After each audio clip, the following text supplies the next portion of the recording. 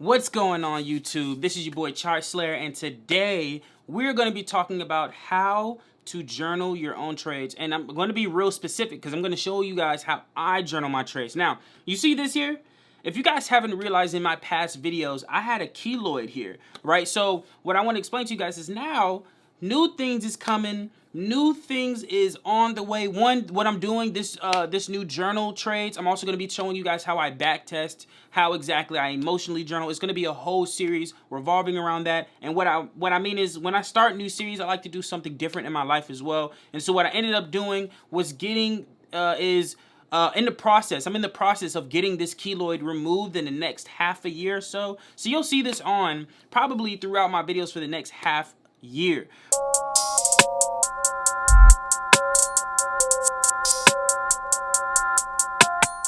Right, so I want to go ahead and explain to you guys. Let's go ahead and get right into it. How I journal my trades. Let's go ahead and get into it. So you have different platforms that you want to pay attention to when it comes to journaling. Let's do two things, right? One, you can do your journaling online, right? You can use Notion, Asana, Evernote, whatever you want to do. Or you can actually write down your journals in a journal book, right? A trade journal, right? Which is a physical copy of a trade journal. So, like I said, you can definitely do either one of those two, whichever one floats your boat. A lot of people prefer that touch of a pen. Me personally, I like the screenshots. I like to see my setups. I like to see what exactly I'm going to be doing next. So, if let's say I lost that trade, I'm able to understand why I lost that trade. Right? And then if I win the trade, I need to understand why I won that trade. So I need to see my setup, and I personally can't see it if I'm writing it down, right? So that's just the way that I personally do it. But let's go ahead and go to Notion so I can really show you what I'm talking about. All right, so what I specifically always like to talk about when it comes to journaling is I like to always have a monthly ASR, meaning that it's a advanced self-review.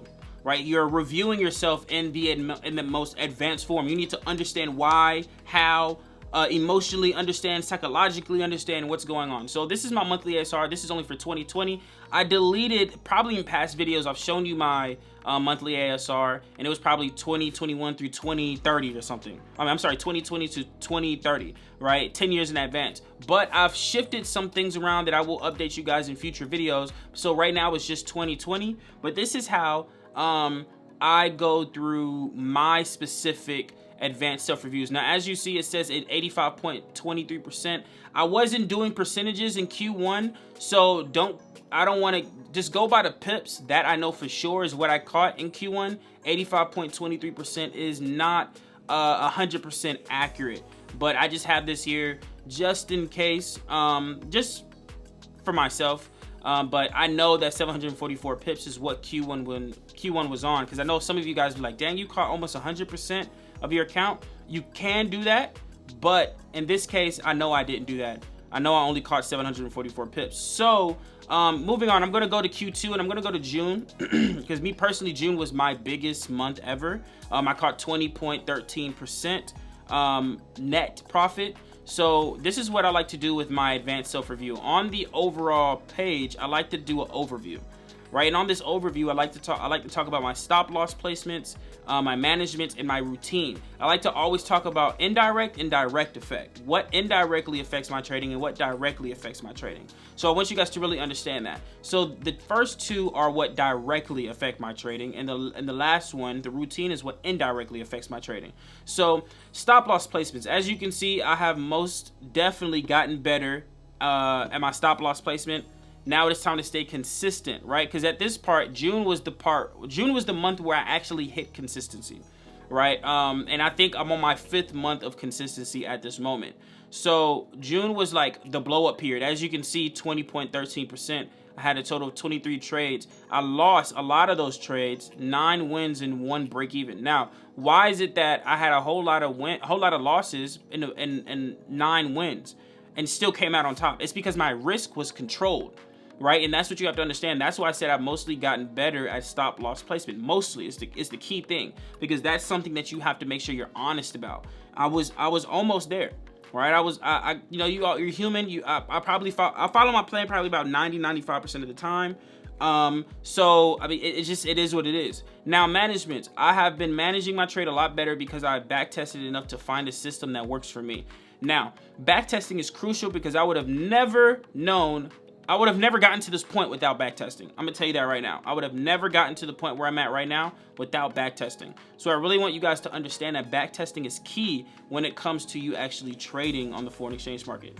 The routine. I would like to wake up consistently at 7 a.m. every single day. Now, I've shifted that to 8 a.m. because I tend to see that 7 a.m. is a little bit too much for me. And I'm not missing much when it comes to 7 and 8 a.m. So I shifted everything to 8 a.m. And it says consistently get up between 7:30 and 8 a.m. because of New York session live calls I do Monday through Friday.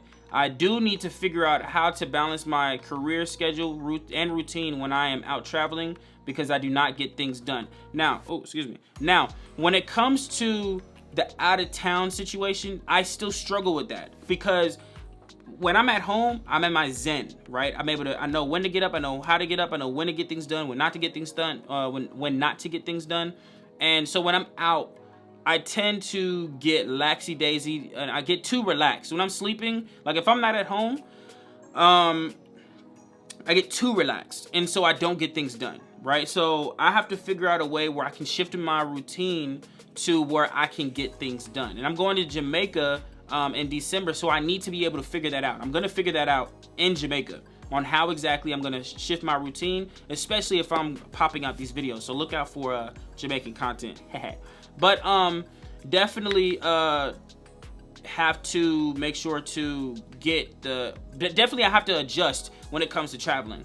But other than that, I found that 8 a.m. was actually better for me when it came to waking up early. I can get my meditation down. I can walk my dog. I'm not missing anything on the charts. I promise you that. I'm not missing anything. So when it came to that routine-wise, I've gotten much better because 8 a.m. is what's consistent for me. Now let's talk about the first half of June. So the first half of June, it was my best one. Was 21.42%. 4 wins, 6 losses, 0 break-evens. Right, and so this is what I like to do. Number one, I like to put the pair and what direction it's in, right? I also like putting the date. Another thing that I've recently added is I like putting the weekdays. So what days am I more profitable in, right? So is it Monday, Tuesday, Wednesday, Thursday, or Friday, right? And I found myself that I'm more consistently profitable between Tuesday and Thursday, of course, because that's the most liquidated day. Now, but I do enter trades whenever my setup presents itself, right? So I was negative 2% on this trade, right? And these are the questions that I love to ask myself. Was this trade forecasted? As in, was I proactive with the trade? Did I go through every single possibility with this trade? Was it congruent with my plan? It was. What was my trade analysis? And this was 2 trades of the same pair. So of course, I'm gonna have 2 different analyses. What was my psychology? I was very confident in this trade, right? What lessons did I learn, and how was my trade management? Now, like I said, I lost this trade, which is fine. It happens. I now know why I lost this trade. I lost this trade, family, because it wasn't at a support and resistance level. Let's be real. It was not at a support and resistance. I didn't trade how I trade now, right? Because right now I would have taken this trade. I definitely wouldn't have taken this trade. I would have waited on a retest. Then I would have taken that trade. That's how I would have taken it, right? And here, right, this was a retest. This was solid. I probably would have taken this trade over and over and over again, right? I would take this exact trade over and over and over again. And that's just how I would take it. And in this case, and in this specific trade, it wicked me out and then continued going in that direction. And that happens, family. That happens. There's nothing you could do about that. That happens. So this is what I like to do when it comes to trading. I like to talk about what trades was forecasted. Was it congruent with my plan? What was my analysis? What was my psychology? What lessons did I learn? How did I manage this trade? See, in this trade, I was 4.04%, right? So in this trade, I see breakout, retest, and look at that. I lost this trade, but the next trade I won. This is how you want to trade. This is how you want to trade, family. It plays out this way. Sometimes you'll have losses, and then the next trade you'll win.